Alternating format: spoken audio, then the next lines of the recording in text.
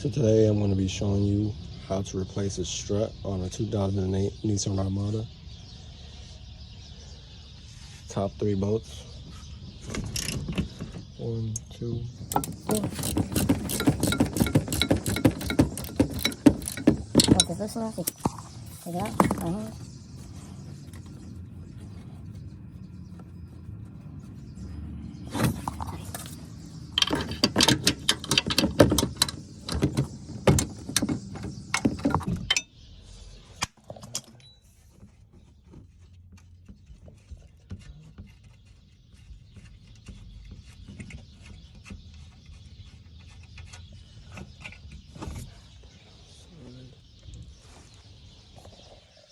Top 3 bolts are out.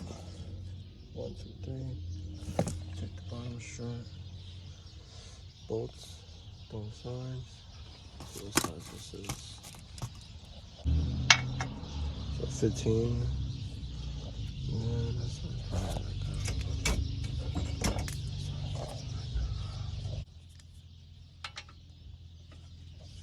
Against it.